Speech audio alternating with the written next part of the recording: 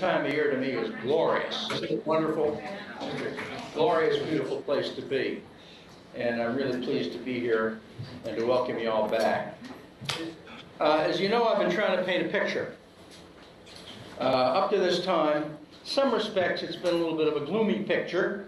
American apartheid, National Socialism in the ring, third fighters in the ring, the battle of an ingenious liberal socialist pedagogue against isolationism and the Red Scare in the Middle West in the 30s and 40s. I lived among these things. But there was another side of life, thrilling side, the world of baseball. But baseball as only a child can see it. A world that enthralled us as no other world would, and yet for many of us it was a world we would never see, at least in person, until much later in life. The more I look back on that world, the more remarkable it becomes. No one can possibly understand the history of this great polyglot country of ours without understanding baseball. It's much more than a sport. It became a reflection of what we are. And really, it's a cornerstone of our culture. And so for just one short session here, come with me to the long-vanished baseball world created only by radio. The world of language, where words were pictures, television just a pipe dream. Let's see if we can relive for just one moment the often longed for but still vivid world of our youth. How many of you ever heard of Tinker's Never's a Chance? Any hands here? You heard of it. How many of you ever saw Tinker's Never's a Chance? Hope not. That great double play combination played for the Chicago Cubs when they last won the World Series well over 100 years ago. But when you hear Tinker's Never's a Chance, it conjures up mental images.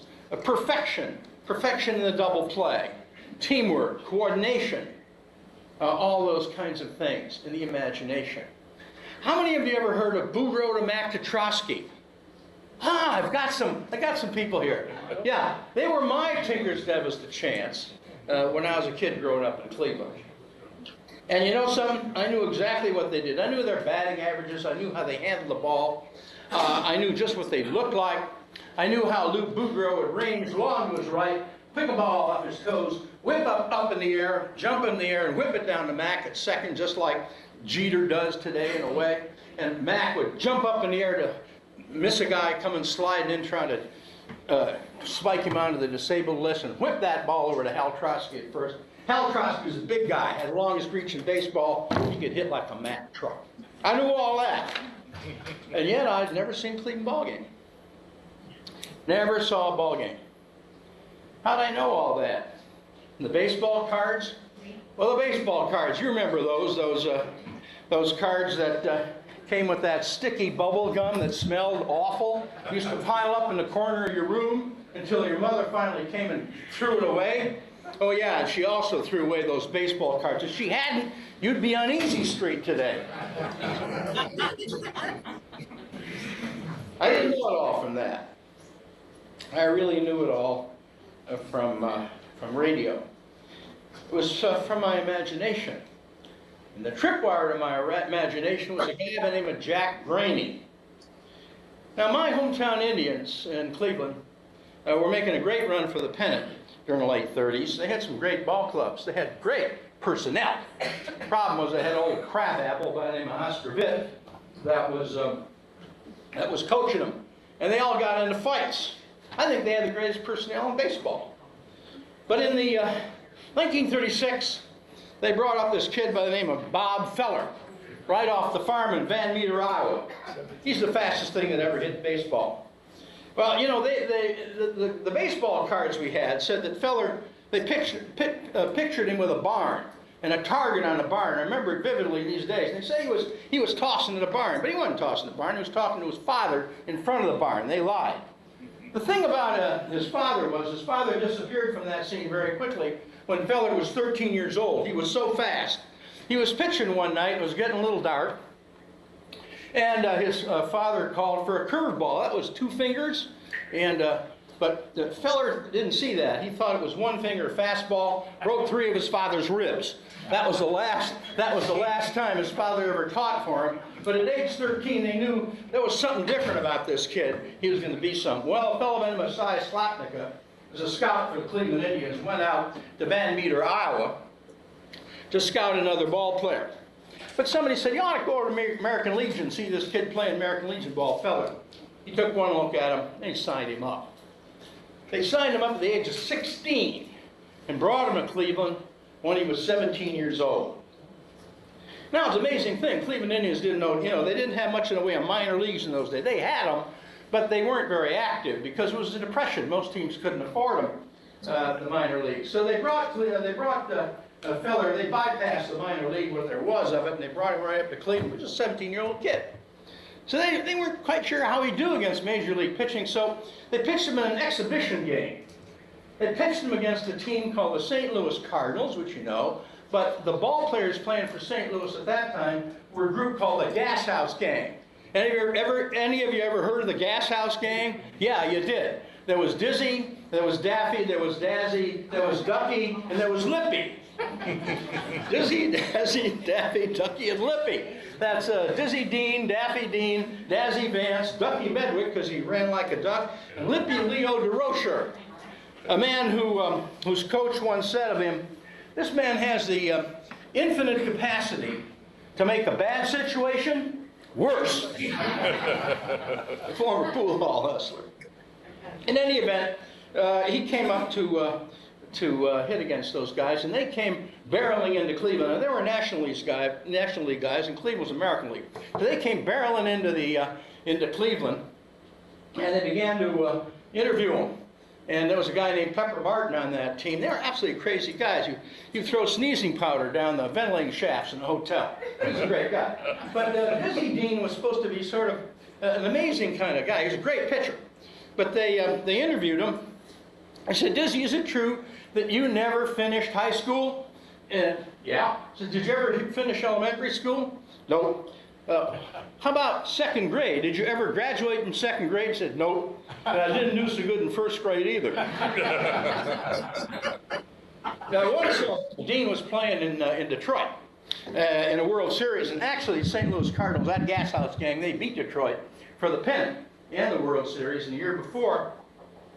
And Dean slid into second and was beamed.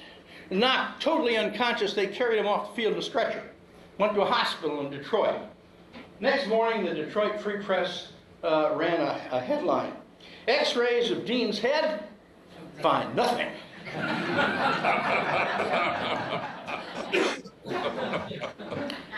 But he and Daffy combined for 49 wins in 1934 season, brought the World Series trophy to St. Louis. Anyway, they were a strong team, and they were batting against a feller, and they had some great hitters on that team. One of them was the player-manager, a guy named Frankie Frisch.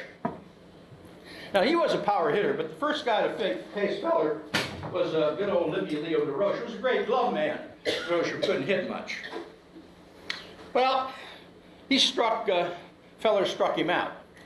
But he didn't strike him out immediately. Threw a couple of balls. One went behind feller's head, behind Frisch's head, DeRocher's head. And another one went over his head, hit the screen, bounced up into the stands, broke a chair. Well, Frisch is on deck and he's watching this, and he gets up there after DeRocher strikes out, and he takes one strike and he takes a second strike, and after that he's pretty much seen enough, and he starts walking toward the dugout. The umpire calls him and says, hey, come on back here, Frankie, you got another streak coming. You got another strike coming. He says, listen, take it from me up. I'm just going out to get a glass of water. And took himself right out of the game. Never came back. Great Frankie Frisch, one of the greatest hitters in baseball, took himself right out of the ball game. Well, Feller was going on like that. He was knocking people out, striking them out. He struck out 15 St. Louis Browns at one time. He struck 17 Philadelphia Athletics. And he was the greatest thing in the American League. Lifting the spirits in Cleveland, something fantastic. Well, now one day, he in another exhibition game, he faced Lefty Grove. Lefty Grove was one of the great pitchers of all time. Right up there with Walter Johnson, Rube Waddell. Grove wasn't much of a hitter. So he was facing Feller, and Feller was so fast, it's just unbelievable. He had this incredible windup. He'd bring his left leg way up over his head. I can't do it. Way down there, whip that ball down. It came from, you didn't know where it was coming from. Incredible. So he was doing that with Grove in this exhibition game, and the ball went right round Grove. He didn't even see it. Bam, right in the catcher's mitt. Strike one. The other one came back there. Bam, two, strike two. He said, couldn't even see that at all. The third one goes by. Bam, even faster in the catcher's mitt. And Grove just sitting there with that bat on his shoulder, turns to the umpire and says, you know, that last one sounded low. In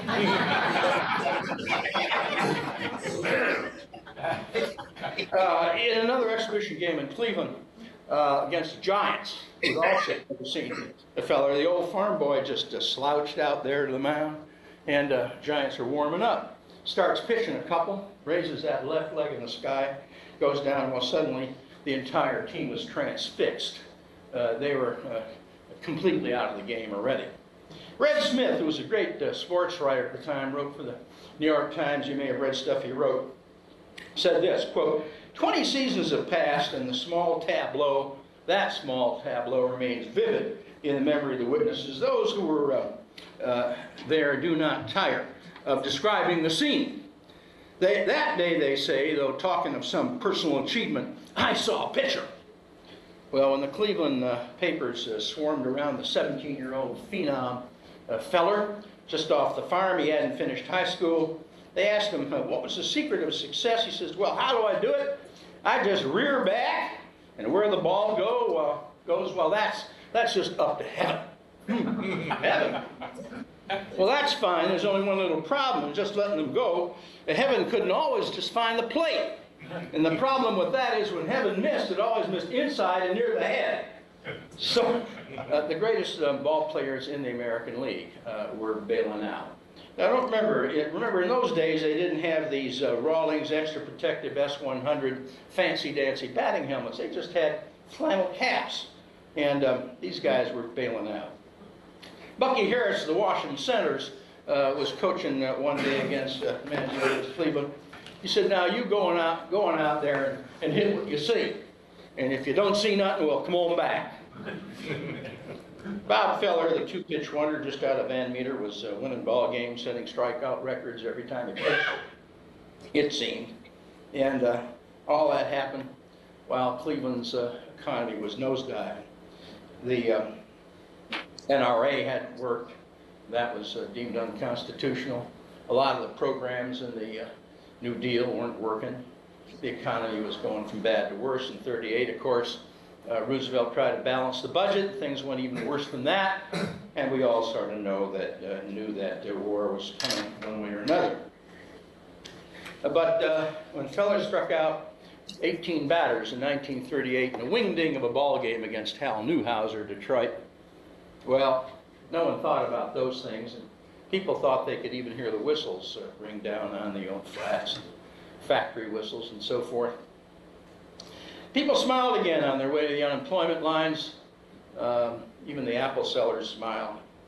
And I frankly, I stopped thinking about those kids on Townley Road behind me.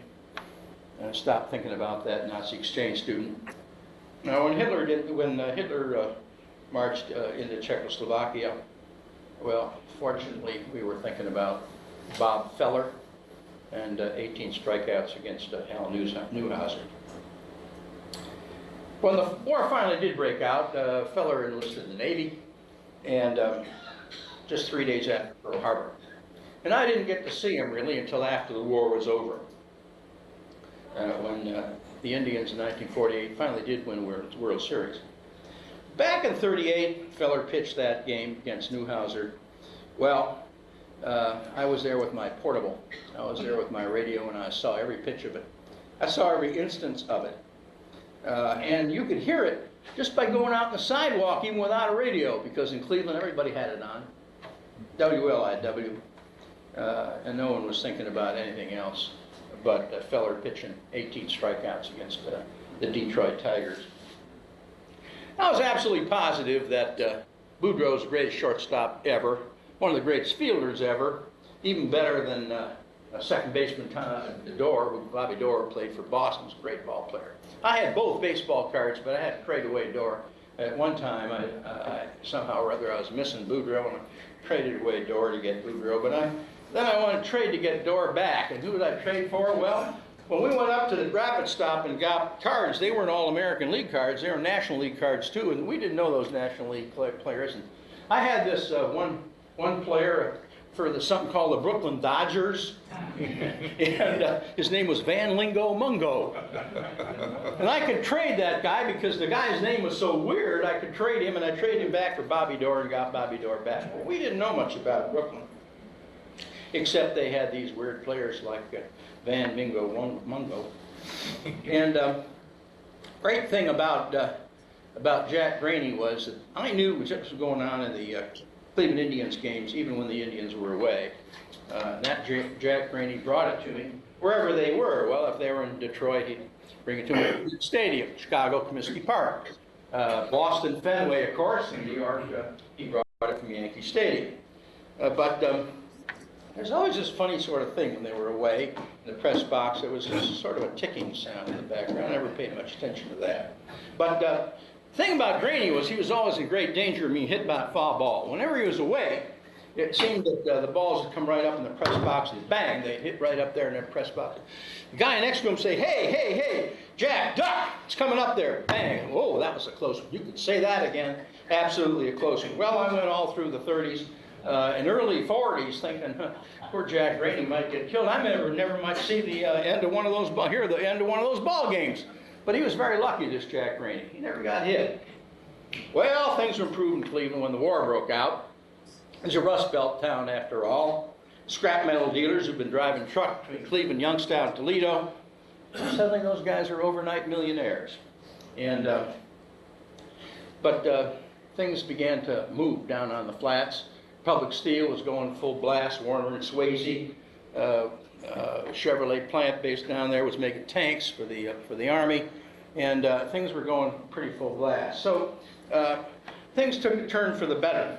A bunch of guys began to come up from the hill country in Kentucky and West Virginia to work in those mills. And we even got people like Rosie the Riveter came in. A lot of women went to work.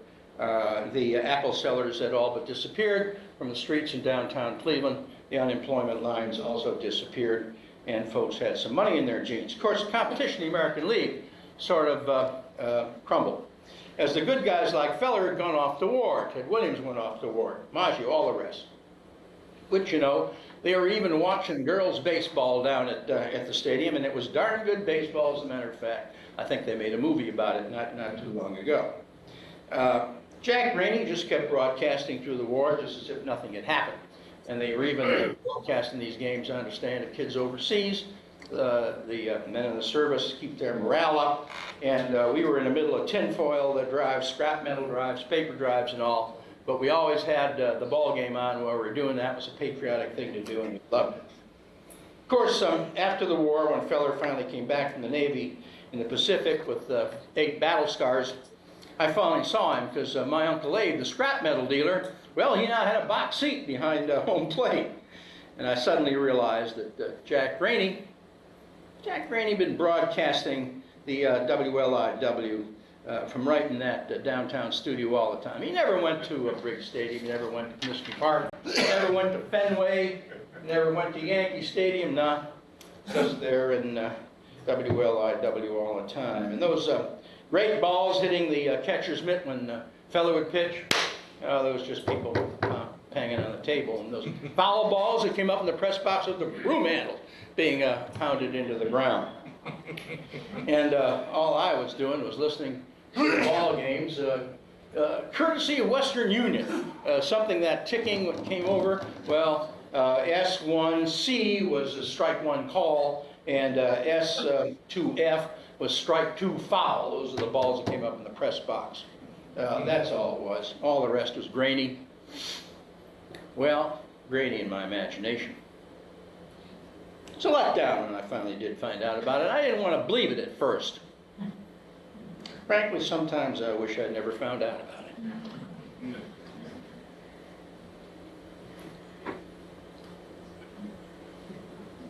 Brooklyn Eagle, 1846. In the sundown perambulations of our lake, through the outer parts of Brooklyn, we have observed several parties of youngsters playing base, a certain game of ball. Let us go forth a while, get better air in our lungs. Let us leave our close rooms. The game of ball is glorious. That's Walt Whitman. You know, Brooklyn's a strange place. They were playing baseball down there in Brooklyn 15 years before the Civil War. But all that we kids in Cleveland knew about Brooklyn, outside of those Van Lingo Mungo cards, if you ask a guy, are you from Brooklyn? More likely the answer would be, yeah, what are you going to do about it? Me, that William Bendix guy was typical Brooklyn. He lay there dying on the battlefield. He wanted to know what the Brooklyn Dodgers done the last of the night. Little we know as we wrapped ourselves up in the imagined radio world of Jack Brady's Cleveland on Lake Erie, that there was a whole world of baseball happening in the borough they called Brooklyn on the East River. Little we know that it was a place where subway cars roared above elevated tracks and in tunnels under the East River. Little do we know that it's a place where people lived day and night. Their entire lives maybe never even saw or hardly ever saw the sun. Where kids played stickball in the streets with ersatz rubber balls they called Spaldings. Where they counted bases, they counted hits by the number of sewers they hit. Whereas Cleveland, even in the height of the Depression, we had a lot of vacant land, so we played on grass, we played with bases, we played with Hillerich and Bradsby bats. Not in Brooklyn. Little we know that Brooklyn kids, Brooklyn people, in a sense, were really an ethnic mix, an extraordinary ethnic mix. Mostly Orthodox Jews, African Americans, Poles, Irish Catholics, Italians, Greek Orthodox, Slovenians, Slovakians, and Lord only knows who else. They lived in places called Flatbush and Canarsie. Most of them, their folks had, quite frankly, been refugees. An extraordinary thing about Brooklyn and baseball. Most of the people in Brooklyn that watch baseball were people that were first generation or late, most second generation, come through Ellis Island. They'd gone through Ellis Island and directly to an ethnic neighborhood in Brooklyn and stayed there, and very often never emerged from there. It was an interesting thing about baseball because that's the only thing that united them. Little do we know that the things we called chocolate phosphates out in Cleveland, they called egg creams, but there was no cream in it, there was no egg in them whatsoever. That the entire mess of them were living in stress. They were living in stress, sort of a complex, sort of like a stepchild, literally and figuratively, in the shadow of that great metropolis across the river called Manhattan. You see, Brooklyn had once been an independent city, but in 1898, by an act of the state legislature, they were forced to become part of the city of New York, part of those 5 boroughs, Brooklyn, Bronx, Manhattan, and Queens and Staten Island. And the enforced status shaped the character of Brooklyn for many years to come. Many people in Brooklyn had grown to maturity bearing that infernal burden. They were outspoken, they were truculent, and they had their own language. They called it Brooklynese. Carl Erskine was a great pitcher for Brooklyn. One of the best they ever had, great Dodger pitcher. And one day he was pitching and he wasn't having his greatest day. That happens to pitchers, you'll notice that from time to time. They don't always have their best day. So it seems that he walked a guy, gave up a single, and then he walked another guy and he had the bases loaded. Nobody out. Well, as you know, one more walk forces in a run.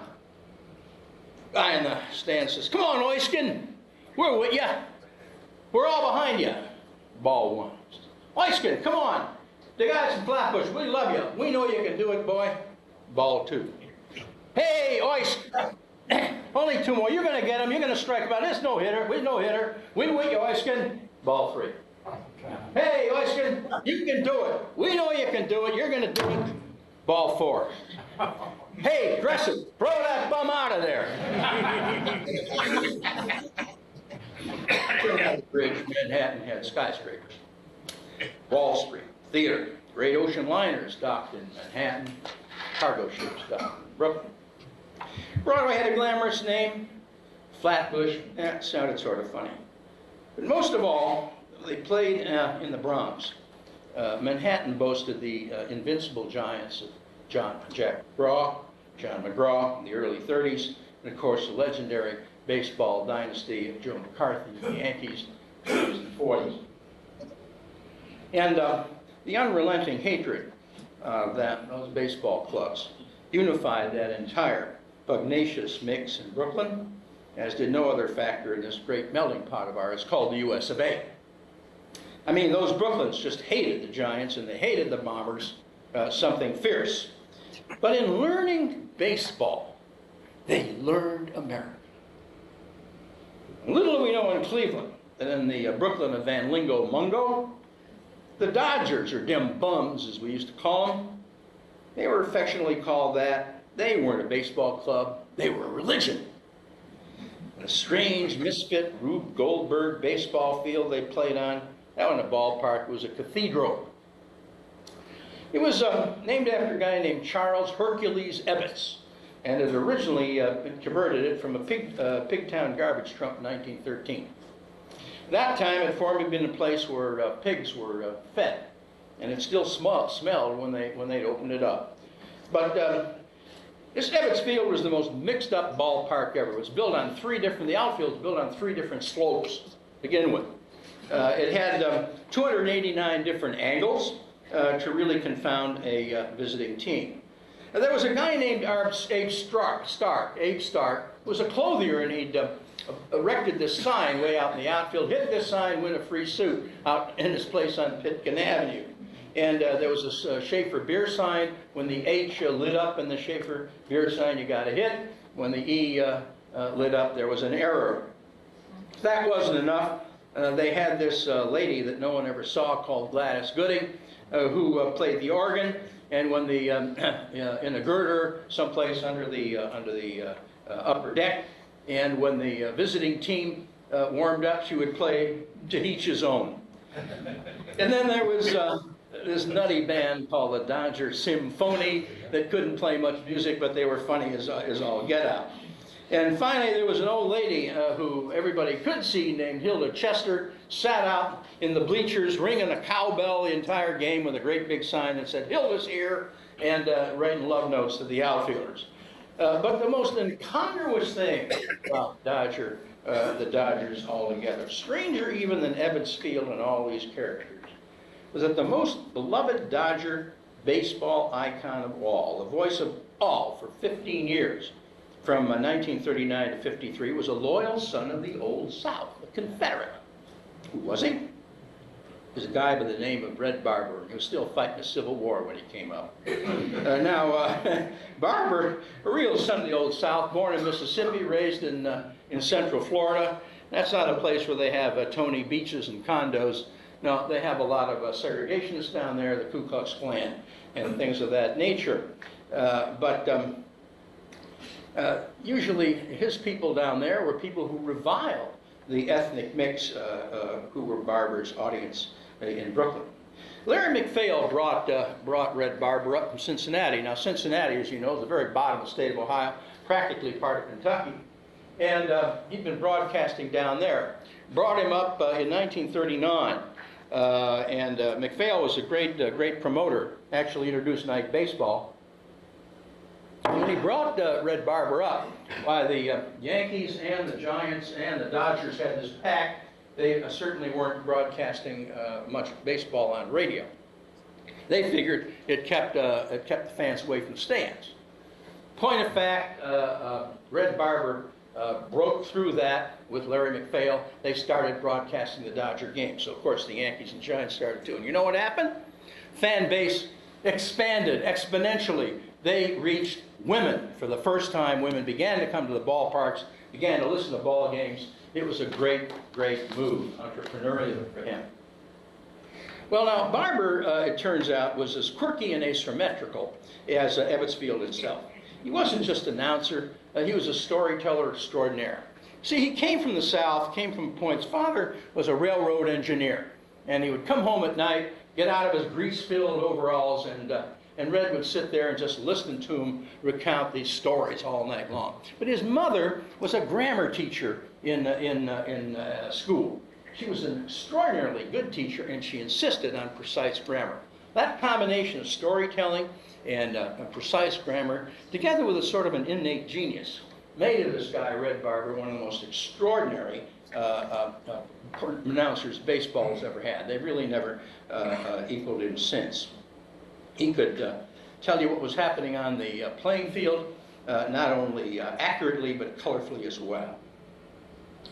Oh, and there was something else. Being that he was a true son of the Old South, you may have noticed this in some Southerners. The further they get away from the South, the more severe their accent becomes. And so it was with him. But he used the nuances and the metaphors and the idioms of the Old South to great advantage. These things at first confounded and dumbfounded the people in Brooklyn. Never heard anything like it before. But pretty soon they came to endear him to those inhabitants of Flatbush and Canarsie. Bob Edwards, who co-hosted a show on NPR with Barber, called him an etymologist's dream. Ebbetsfield, for example, that strange Rube Goldberg combination of a ball field, well, that became the rhubarb patch. And if the Dodgers were well ahead in the last of the ninth, well, they were sitting in the catbird seat. Nobody originally knew what that meant. So he even wrote a book called Rhubarb Patch, Rhubarb in the Catbird Seat. Did I mention Barber was an author, wrote 6 books. His game descriptions were filled with the idiom of the Southland. You might get something like this. In a pitcher's duel where the hometown boy was tiring a little, you might get, well, there's no action in the Dodger bullpen yet, but they're beginning to wiggle their toes a little. Or you might get when the Dodgers tied a game with the Giants in the bottom of the ninth and was going to go into extra innings, he might say something like, "Put the roast back in the oven, Mrs. Barber. It'll be a while before this game's over." The Dodgers were worshipped in Brooklyn, and Red Barber was their high priest. As his language became their language, strange anomalies would occur all over the borough. Parochial school kids wound up in the office of the Mother Superior, calling kid next to him a suck-egg mule, though nobody, not the Mother Superior, the nuns, the kids, nobody knew what the heck that meant. But it became part of the vernacular. His terminology infected Brooklyn, and he presided as the voice of the Dodger baseball club for 15 years. And they remained a part of the vernacular of Brooklyn long after he left. In a very searing novel called Brooklyn Boy by Alan Lee, there's a character by the name of Alan Schlossberg who describes what it was like to be in Brooklyn when Barber was on the air. Maybe a number of you were in Brooklyn when Barber was on the air. See if this comports to what you can remember, because it's exactly the kind of thing that I remember when Jack Brady was on the air in Cleveland. Quote, "Barber was the voice of the bums and the conscience of the borough. When Red was on the air, you could hear his special phrases everywhere you went, on the beaches or front stoops, at drugstores, candy stores, or parlor barber shops, and lunch wagons or pool halls, car radios, portables, or consoles. He was soft-spoken, scrupulous, knowledgeable, rhythmic, humorous, down-home, eloquent, always eloquent. His voice filled the streets, shops, and seasides of the borough, surrounded it and suffused us with the sweetness and moral light, a very different voice from that older singer, Walt Whitman." End quote. Of course, you learn much more than just baseball from Red Barber. He painted verbal pictures like an artist with a palette. He was a Gainsbourg and a Van Gogh all wrapped into one. But it was a lazier time then in the 30s and 40s. At that time, announcers weren't rushed into doing commercials every time they relieved a pitcher or changed an inning. No, it was more of a time for stories. And announcers like Barber and Graney, they became personalities. Today, commercial characters like the Geico Gecko are the personalities that bombard us, and you know that. But at that time, you know, people didn't have enough money to make that pay for those commercials, so you didn't have that many. So in the 30s and 40s, in radio days, just as in Brooklyn, just as in the heartland, you had maybe only 2 or 3 or 4 commercials broadcast. That's all the sponsors could afford. Barber's broadcast, like Jack Brainey's, they captured the choreography of the game, the pace, the rhythm of the game. But unlike Brainey's, they could also be filled with remarkable references to classic literary works. This guy, Red Barber, could as well quote from Arnold Toynbee or Taylor Coleridge, Samuel Taylor Coleridge, as from Dizzy, Pee-wee, or the Duke. Remarkable guy. One day, when a fielder kicked away 2 balls during an inning, but the 3rd ball he made a great play on, he said, like the ancient mariner, he stoppeth one of 3. What? You all had the rhyme in the Ancient Mariner in high school, don't you? You remember it? It is an ancient mariner, and he stoppeth one of 3 by thy long gray beard and glittering eye. Now wherefore stoppest thou me?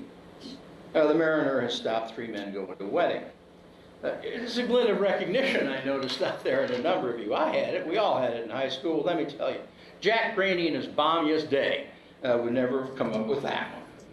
Well, try this one on for size. Maybe only the English lit majors here remember this one.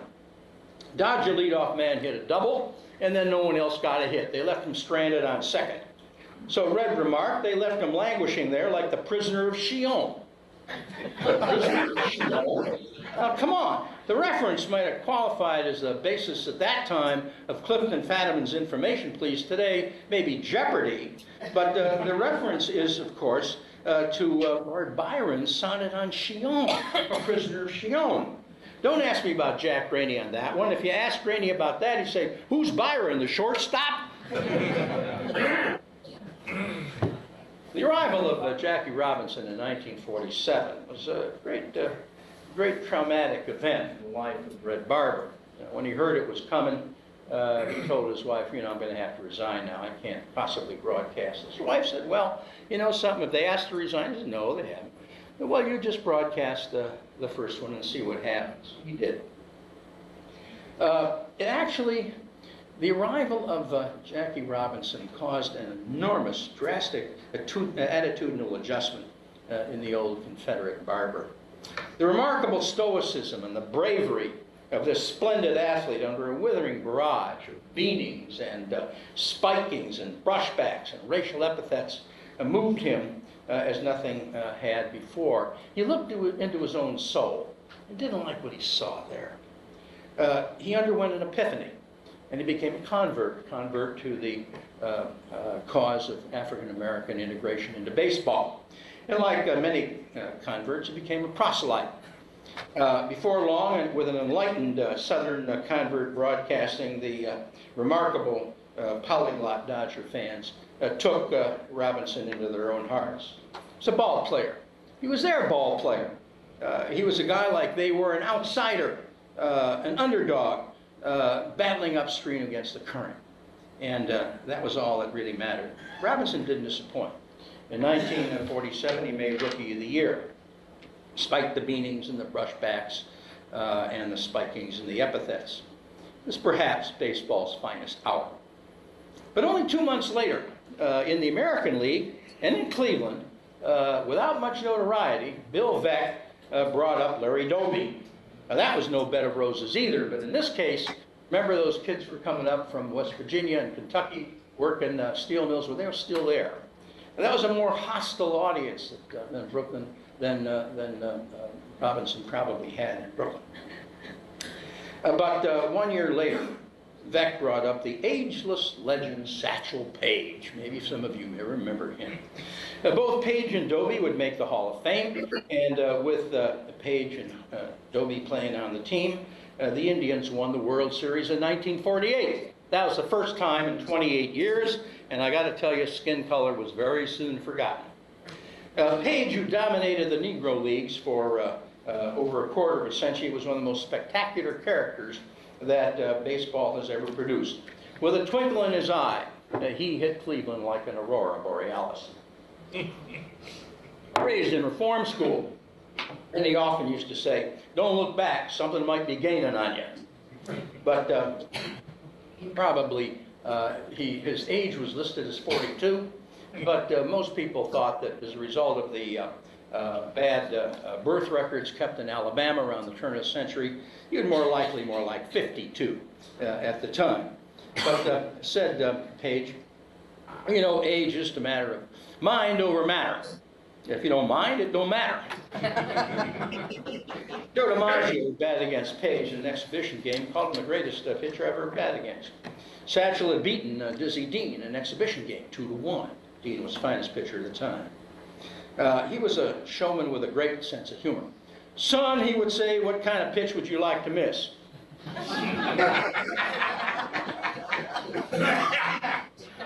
"Whatever you want, I'll give it to you. I got a single windup, a double windup, a triple windup, and a hesitation pitch." He said, "I got a fastball, a jump ball, a changeup, a slider. I got a sidearm, a submarine ball, and a midnight rider, and if that doesn't do it, I got an epileptic snake ball." Once at the beginning of an inning, he told his infielders, "You know something? Running is bad for your health, so sit down." They all sat down. He's right about to sit down. Jack Rainey in Cleveland and Red Barber in Brooklyn broadcast the searing drama and the excitement of those 1947-1948 seasons, breakthrough seasons of Robinson, Doby, and Page, perhaps the most dramatic and critical seasons in the history of our great pastime. And they reached a rapt audience, every minute of them. Every minute of them was broadcast on radio. No television, no instant replay, no videotape, nothing like that. Just the sounds of the announcer's voice, sounds of the crowd, and oh yeah, the crisp clarity of our imagination. They were riveting broadcasts. When the Dodgers finally left Brooklyn in 1957, the whole town went into mourning. Ebbets Field, the cathedral of Dodgerdom, when he eventually succumbed to the almighty buck, was demolished. I think they made something of it like an apartment house complex. But Walter O'Malley, who moved him out there, was really mud in Brooklyn. Someone once told me in Brooklyn at the time, there was a story going around, if Hitler, Stalin, and O'Malley were in the same room, and you had a pistol with only 2 bullets, which 2 would you shoot? The guy said, "O'Malley, both of them, want to make sure." But he was still pretty famous, this Ebbets Field. I don't believe my league park in Cleveland ever made it in the movies, but Ebbets Field made it in the movie Heist with Gene Hackman and Danny DeVito. Heist says to DeVito, "You know something, with enough preparation, you can steal anything. You could even steal Ebbets Field." DeVito shot back, "It's impossible, it's not there anymore." And Hackman immediately shoots back, "See what I tell you." Both the Giants and the Dodgers eventually left New York for California. The Giants, of course, went to San Francisco, Dodgers to LA. In the first game of the Giants, it happened to be against the Dodgers. And both the mayors of both teams were out there on the field before the game, and they took the field. And a whole series of sports writers, including, again, the great Red Smith, was there. And he described what happened on the field just before the game. After sundry introductions, the mayors of San Francisco and Los Angeles were George Christopher and Norris Poulsen. Well, they took the field. With Poulsen at bat, San Francisco mayor, Christopher pitched from the mound. Mayor Christopher bounced the pitch in front of the plate. He then muffed the catcher's return toss, heaved one behind the batter, finally flung another one inside that Poulsen tapped weakly toward the mound. Incredibly, Mayor Poulsen, the first citizen of the Dodgers' new home, took off down the third baseline for third base. Said Smith, "For one eerie moment, veterans of the baseball beat had the uneasy feeling they never left Brooklyn."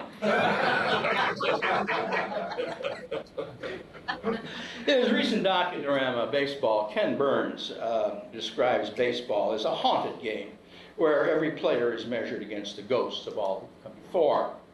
Of course, for those of us who grew up with radio, whether in Cleveland or Brooklyn, the images of those ghosts, perfection itself, they can never be equal for any of us, by any modern day player, no matter what they do, because they live on in our youthful imagination. And that image, honed by the likes of a Jack Brainey or a Red Barber, that will never be erased. Bob Feller will always, to me, be the Bob Feller who lifted that leg way up in the air, that left leg, and came down like an angry manifestation of the heavens, throwing to batters who were shrinking away, bailing out of the batter's box, some of the greatest hitters in baseball. He'll never be the Bob Feller who pitched on into the 50s, the William Andrew Robert Feller Incorporated, who turned into a human mint. Baseball, Burns continues, is about a time and timelessness. It's about failure and loss, unpredictability and hope. And finally, it's about coming home. He's right. Traveling back to those radio days in Brooklyn with Jack Brainey in my portable Zenith, I am coming home. Of course, the heyday of radio baseball in Cleveland was in the 30s and 40s.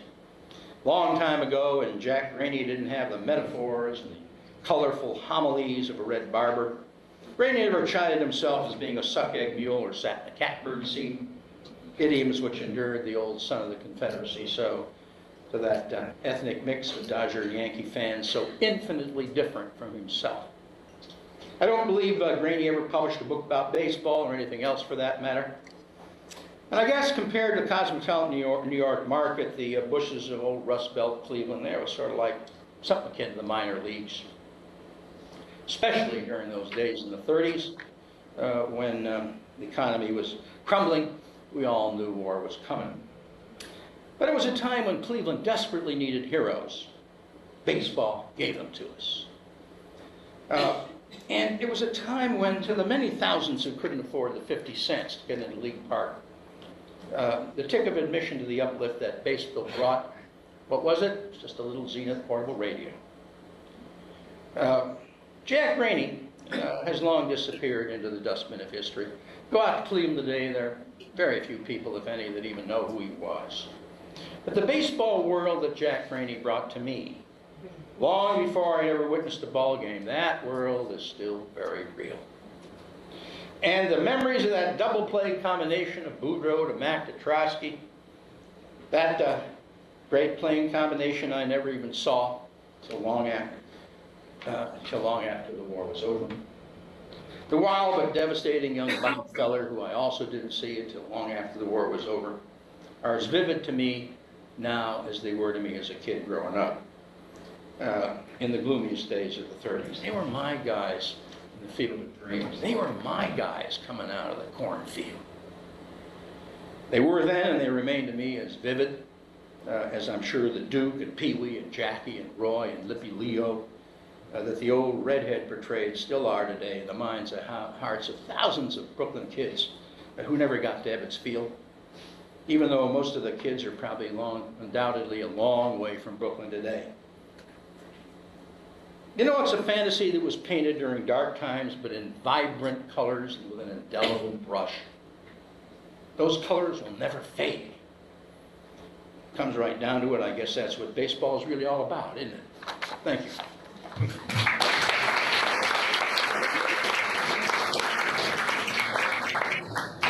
I know a lot of you out there have been to baseball, like baseball, love it, and saw it as much of a part of our culture as I did.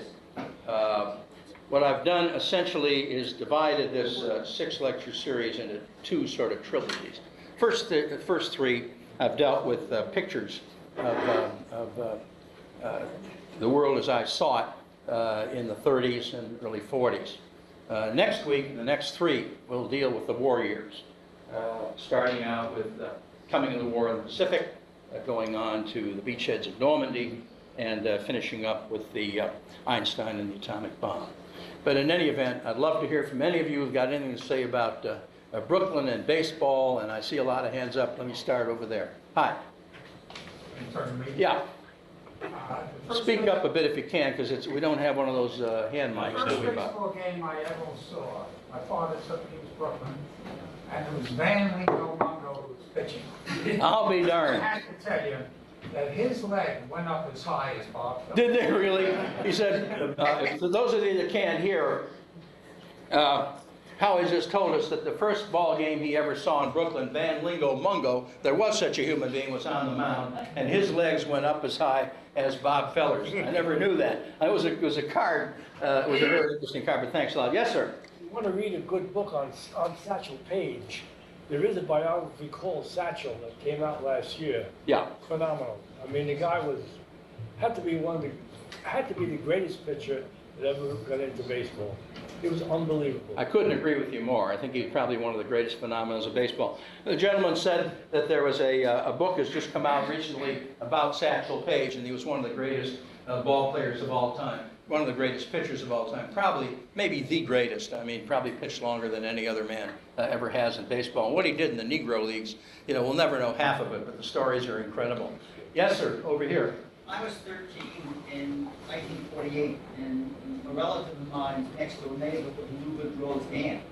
Lou Roseanne? And she Wow. would take me to the Yankee games, and I would sit right next to the equipment dugout, and I met Lou Woodrow, Larry Doby, Satchel Paige, and he was Rick Herrick. How lucky. Yeah. And the story I'm telling was that when they won the pennant, she invited me to be her guest at the World Series.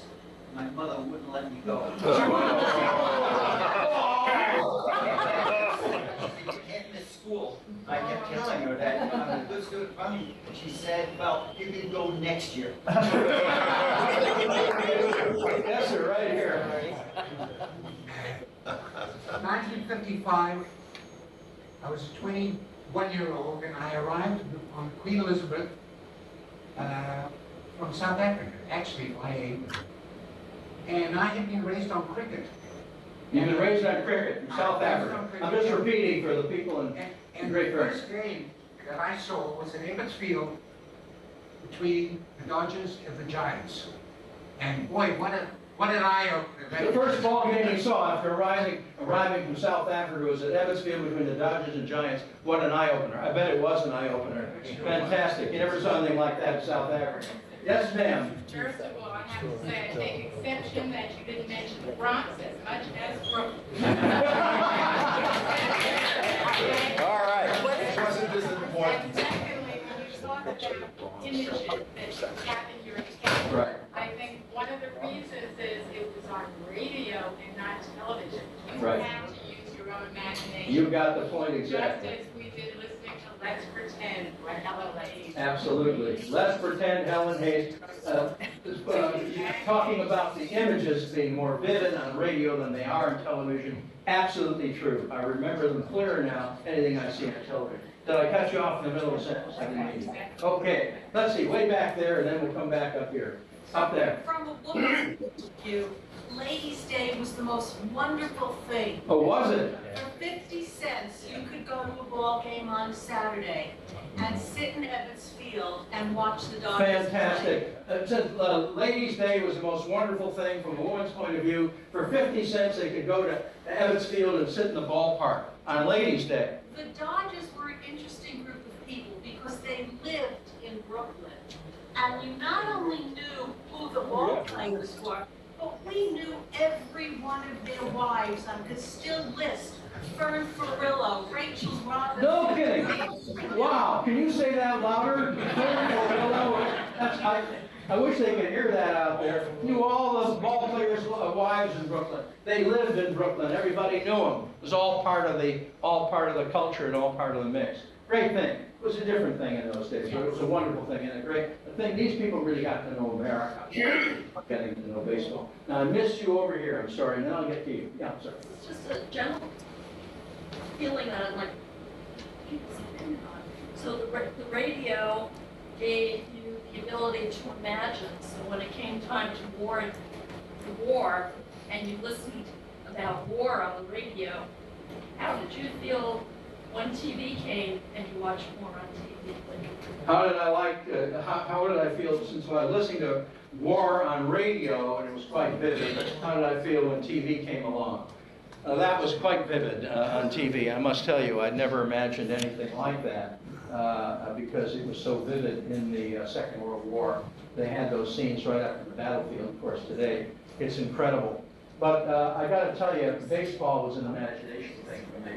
And it was much more vivid than television, never. Let's see, was there another hand? Over here. Hi. Fast forward to 2010.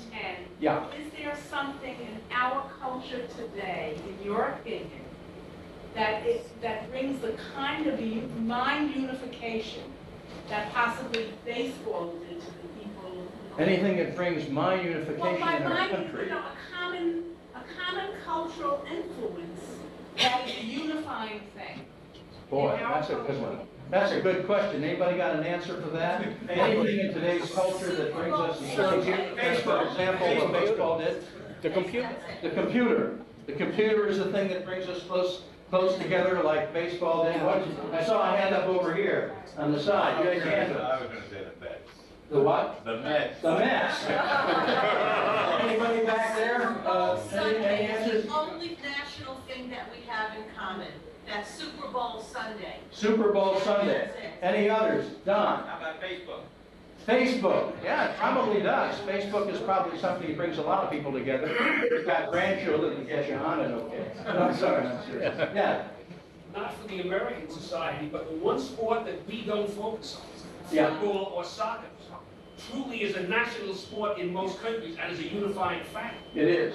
That's, in most countries, that is the sport. Yeah. As baseball was the sport in the 30s. Right. Today, with football, basketball, hockey, baseball, There are etc., others. there is no one unifying Point being thing. made is, I'm translating for Great Barrington because they can't hear you, that soccer is a unifying sport in many, many other countries around the world, like the World Cup, for example, the competition in that. Like baseball is a unifying sport here. Today, we have a lot of sports, and baseball doesn't quite have the same position it had before. Yes, sir. Now, you were very proud of the 1948 Cleveland Indians. I sure That was. was a great tragedy in Massachusetts. What was Joe Cronin thinking of when he started Denny Galehouse? I don't know about Denny Galehouse. Denny Galehouse wasn't that great, but Joe Cronin, when he played, was one of the great shortstops of all time. I don't know if you know that. Oh, yeah. Let's see, you've already had a chance, so let me get another one over there. Yeah. The Olympics are unifying. Olympics are unifying, like baseball was. Yes, sir, way back there. When Robinson came up to Brooklyn. When who? When Robinson came to Brooklyn. Robinson came to Brooklyn. And living in Brooklyn at that time, there was a tremendous simpatico between the black and the white community at that Right. time. There was a great simpatico between the black and white community in Brooklyn when Robinson came up. Something that An you interesting observation, really yeah. could not understand it. You had to really live it to see the coming together. Unfortunately, it's not still there, but. Yeah, at that that's a point- tremendous point. The point was when Robinson came up to Brooklyn, and he was their guy, and he was a guy standing up against a tremendous handicap, the black and white communities in Brooklyn came together. Of course, the fact that he made Rookie of the Year probably didn't hurt, but that was a great thing. It's a great thing, and it's not quite there today, the way it was. Of course, the Dodgers left Brooklyn, an enormous unifying force left Brooklyn. That was a tremendous tragedy. I really had hoped it never had happened. Yes, sir, in the front, and then I'll get to you. Yeah, When did they start announcing from the ball field itself? from the ball field itself. When did the announcers? When Greeny, she came down, I think it began to happen right after the war, around 47, 8, 49, at that point, they began to, I didn't hear those tips, of course, by that time I'd gone up to college, but I think they did away with it at that time. Yeah, Don, David, I think they announced road games before the war did they? from the ballpark. From the ballpark. So during the war, when travel was restricted, that they used the Western Union. Quite possible. Don says that during the war, they probably didn't because travel was restricted. They actually did announce them from the year before. But when I listened to Graney, there was that ticking in the background all the time. I remember it vividly. Yes, ma'am. One thing, I don't know that much about baseball, but I live near the Yankee Stadium, and I know the ball field is accessible to any Joe, whether money in his pocket, he can get a ticket, he can get a seat. And today it's very expensive to do. Oh, yeah, today it's And I think enormously that's a big expensive. factor that closes out. But believe it or not, as much as you have to pay today, that 50 cents was an enormous amount of money in the 30s to most people. And most people didn't have it. And when they did, they only had 5 cents left for that hot dog, and that was all they ate. Yes, sir, now I get to you. One of the things that we had was so-called knot-hole game. Well, the knot-hole game. Yeah, the people. No, it had to do with high school. Oh. Grade school and high school. That all you had to do was pay the tax, and the entire class would go down this field. Of course, we sat out the deepest, center field. Yeah, center field. Where you couldn't see a damn thing. Yeah. The other thing was that was really good was that we had many local teams like the Cushwick, the Homestead Grays, the Barways. These were integrated teams. These were integrated, somewhat integrated teams, but they had black baseball who come to our local neighborhood. Right. But we saw people like Hoot Gibson. Oh, yeah. And, So you saw the Negro League. That's right. They're so-called Negro Leagues. But the white leagues would hire a guy like Hank Greenberg, who was a substitute, or some of the players from Burton Dodgers would come down and compete. Double headers every Sunday. It was about 50 cents. Peanuts were about a nickel a bag. Yeah. It was a tremendous treat. Peanuts were a nickel a bag, and he watched the Negro Leagues, basically guys from the Negro Leagues play. What was that, in Brooklyn? It was in Brooklyn. In Brooklyn. Yeah. Fantastic. Yeah, it was great baseball, actually. Let's see, you had your hand up before. Was the Women's League a unified force, the League of their own? The Women's League and the League of their own eventually faded out as soon as the war was over and the guys came back. But it was a tremendous baseball. It was incredible. And that movie was apparently quite accurate. And they played a great brand of baseball. And it really had brought women into baseball, brought them into the fan base of baseball, too. It was a good thing. Yeah. I don't want to have to name a story, but I'm somebody who had zero interest in baseball. Zero interest in baseball, right. However, I had 3 sons and a husband who were interested. So I agreed to go to Yankee Stadium to a game. It was the longest game on record.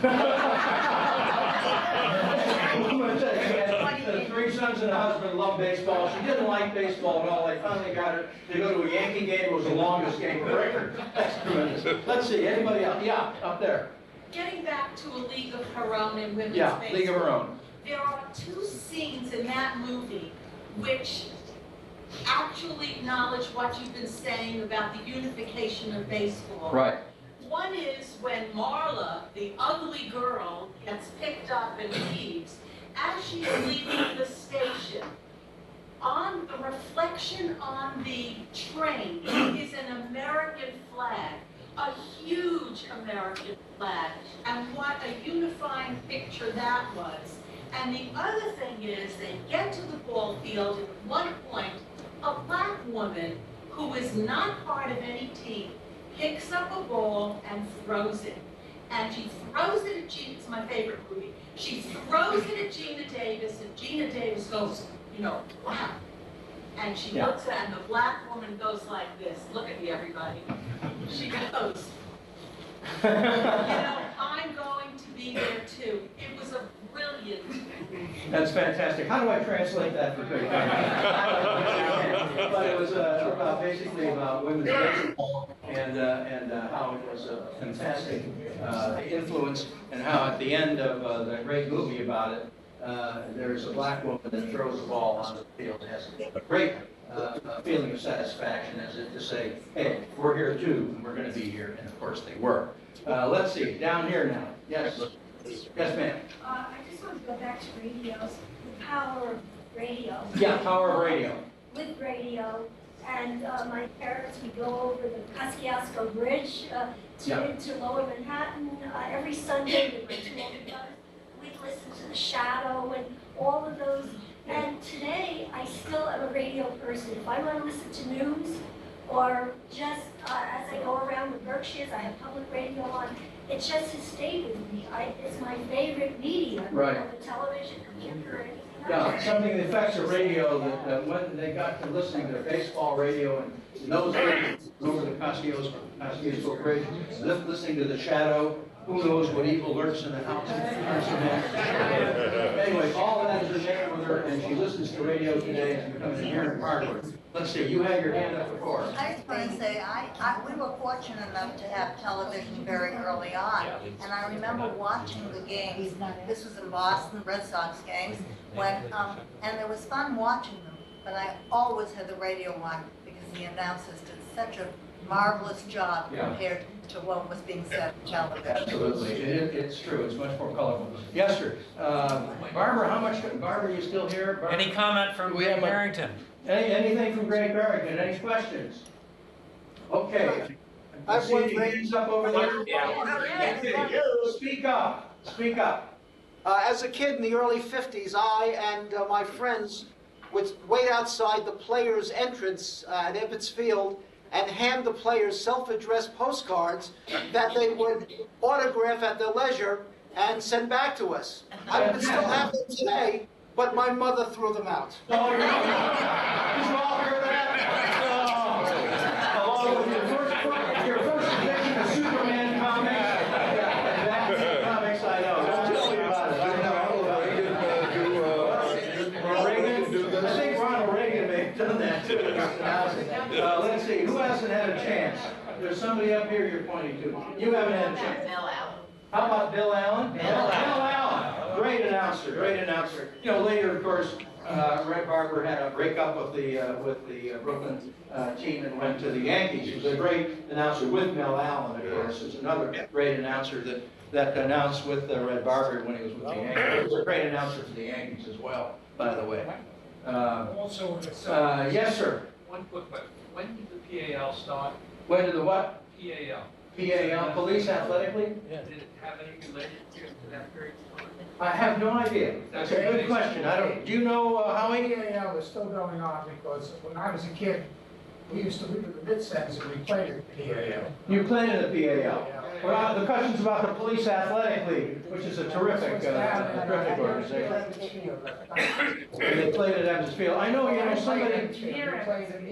someone told me they used to invite kids to Ebbets Field in the 30s, and between innings, they would have little games for them.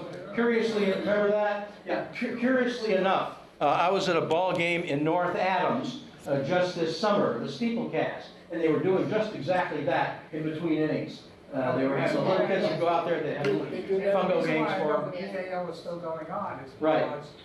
After we left, as a group, we established a prize to the team that does the best, improves the best. And we still get, every year we give them money, and we still get a letter from the PAL thanking us. Terrific. Yeah, giving the PAL, it's a great organization, they do marvelous work. Any more? Yes, sir. What was the quality of Major League Baseball during the war? The quality of Major League Baseball during the war was not all that great. There was a team called the St. Louis Browns who actually did very well during the war, but they wouldn't have had a chance in the 30s. They were ball players that wouldn't have had a chance, but they, you know, they stayed on. They didn't enlist, or they were 4F or whatever. So during the war, it really wasn't all that great. But it was a great, oh yeah, there was a World Series all the time, and it was a tremendous unifying force. I can remember as a kid going to these paper sales, and we would, you know, each class would compete against the other to bring how much paper you could bring in, and scrap metal, and tin foil, and all that sort of stuff. We're always listening to the ball game. Everybody was listening to the ball game. It was a great unifying force at the time. It was a great morale booster. Yes, sir. When the war was over, and the guys came home to neighborhoods in Manhattan. Right. They were called the 5220 Club. Right. That is, they got $20 a month, a week for 52 weeks. Yeah. While they were being mustered out of the army. Right. In our neighborhood, the 5220 guys got together and formed a softball team. Yeah. And competed all over Manhattan. Fantastic. And they played in schoolyards where there was nothing but macadam and/or concrete. Right. And so baseball and softball and the like continued to be a unifying force because we'd all go to the school to root for our 5220 kids. Right. I was talking about the gentleman was talking about the 5220 Club came back. Engel came back after the war. and they gave them $20 a week for 52 weeks as they were mustering them out. And they formed baseball leagues, and it was a great unifying factor in the softball leagues in Manhattan. Absolutely. Yes, Don? In the middle of Brooklyn, Yeah. there's maybe a 5-block square area called the Parade Grounds. Uh-huh. A lot of you probably remember that. When I was a kid visiting my grandparents in Brooklyn, I used to go to games with my uncles, and there were 5 or 6 or 7 games going on all in one, baseball games. A couple of years ago, when my grandchildren were playing soccer in Brooklyn, they were playing on the parade grounds, nothing but soccer games. Do they have any idea that that's what it was used for many years before? Not until I told them. There was a parade ground in the middle of Brooklyn where the kids used to play, and this is a great thing. It's still there now, but they play soccer, which is sort of indicative of something that's happened, isn't it? Yeah. Any more, yes, sir? I was just reminded that during World War II, we distinguished that Germans were acting as if they were Americans. Yeah. We asked them baseball questions. No kidding. You mean during World War II in Normandy and France and so forth? Yeah. That's an interesting point.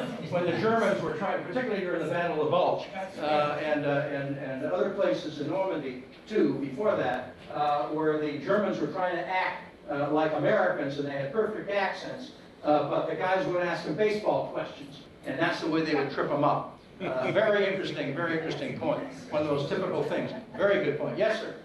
I grew up in Pittsfield. Pittsfield. And Where's that? in the 30s. In the 30s. Baseball was big in Pittsfield. Well, baseball started in Pittsfield, didn't They used it? to play on the Common, they say. They used to play in the Common? Which is a big athletic field on First Street. Yeah. It doesn't look like a baseball field, but they were Right. baseball players there. And there was a semi-pro team called Troy's Garage out of West Troy's Side. Garage. Used to play in a field in Pittsfield. No, they played like, I don't know whether it was in Stockbridge, West Stockbridge, but they would bring in professional baseball teams every year. Uh-huh. And they play a game or two. Yeah, Pittsfield, I think, claims to be the home of baseball. Is that where Abner Doubleday There were a lot was? of Yeah. players that came up. And they play the old-time baseball there, don't they? Once or twice a year or something, in the old uniforms and all? Yeah. Anybody else from Great Barrington? Am I missing any other questions? Yes, Or comments? Yes, yes. speak up. Those of us who grew up in New York, we had 3 teams, so we had friends who were competing against, who had different loyalties, AAA. And in the people in Boston or Chicago and St. Louis, they had 2 teams. You grew up with only 1 team. I mean, were all your friends Cleveland fans? Or did you have, was there any competition among you and your friends? Yeah. Cleveland only had, there was no competition among the guys in Cleveland. We only had 1 team, it was the Cleveland Indians. Long before that, it was named after Napoleon LaJoy. They were called the Cleveland Naps, way back. But only 1 team. We didn't have like the Braves and the Red Sox, or the White Sox and the Cubs, nothing like that. So everybody rooted for 1 team. Yeah, we weren't split, very good point. Any other questions or points here? Yes, ma'am. We got a lot of baseball fans here, I'm glad. I worked in Brooklyn the day the Dodgers won the World Series. You were in Brooklyn the day the Dodgers won the World Series? Wow. Describe All it. the buildings emptied out, and people were on the street. All the buildings emptied out, people were in, I believe it, absolutely. Yeah, what a unifying force baseball. It's a marvelous thing. Any other hands up here now? One of you reminded me of the Police Athletic League where the kids used to go and hit fungos. Remember the one with a kid throwing a ball up? I'm the greatest hitter in the world. Swish, he misses another one. I'm the greatest hitter in the world. Swish, he misses. I'm the greatest hitter in the world. Misses. I'm the greatest pitcher in the world. I love you all. It's been great.